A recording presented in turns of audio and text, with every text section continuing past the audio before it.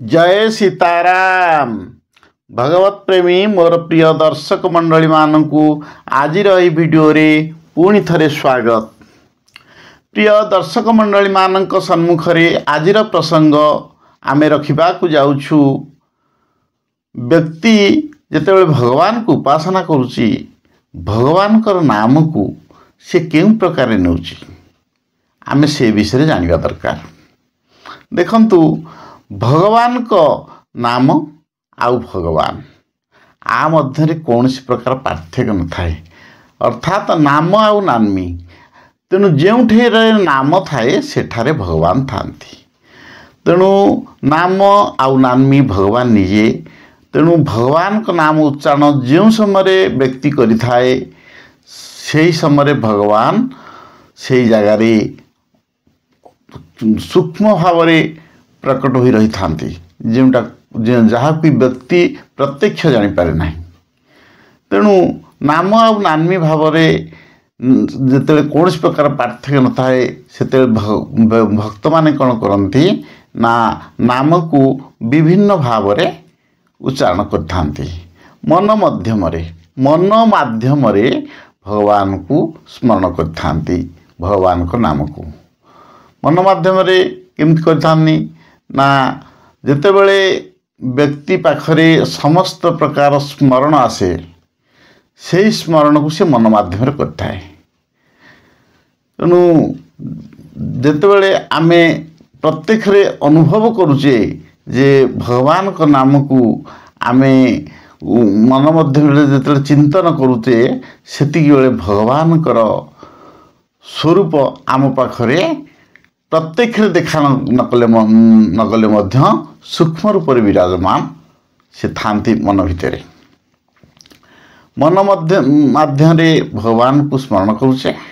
आउ कौन ना बाणी माध्यम केमती ना बाणी माध्यम जेते बेले आमे बारंबार जप करुचे, जप बारंबार करले कौन हुए ना भगवान से नाम माध्यम ही भगवान विराजमान हो जाती।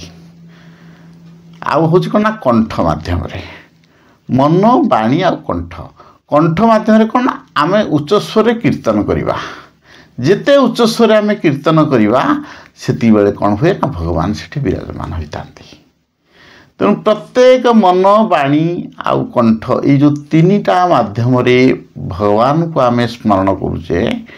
मन माध्यम स्मरण करुचे, बाणी माध्यम जप करुचे, आउ कंठ माध्यम कौन करुचे ना बारंबार उच्च स्वर कीर्तन करुचे। ये तीनोटी माध्यम भगवान को आम जितेबले चिंतन करुचे भगवान पाखे आम समकक्ष हो जाऊे। तेणु आम आपण मैंने जानी ओंकार गोटे प्रणव रूपक शब्द। ओंकार माध्यम ओं शब्द माध्यम बारंबार जो उच्चारण कले भगवान कौन आशीर्वाद दियंती ना अंतिम समय भक्त को परम गति प्रदान करते।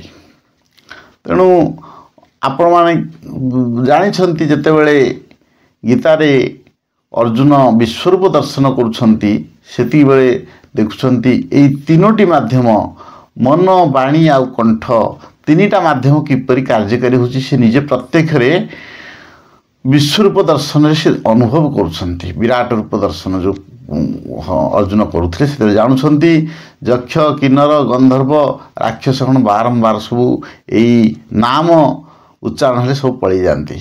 राक्षस प्रकृति गुड़िक पाखे कहीं रुहंती नहीं। तेणु नामर महात्म्य एते गूढ़तत्व रही। तेणु आमे नाम को बारंबार उच्च स्वर उच्चारण कले कौन हुए पाखरु समस्त प्रकार आसुक प्रवृत्ति गुड़िक दूरे जीवे।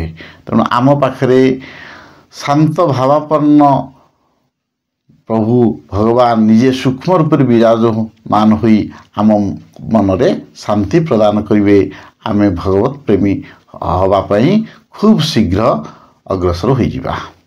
तेणु आज आपण माने जानिले जे मन बाणी आउ कंठ ये तीनोटी माध्यम आमे भगवान नाम को उच्चारण करी भगवान कर सम्मुख होई परिबा। आज प्रसंग को आम ये रखुचु। पुणी आम देखा आपण मान सहित आगामी भिडियो रे। जय सीताराम।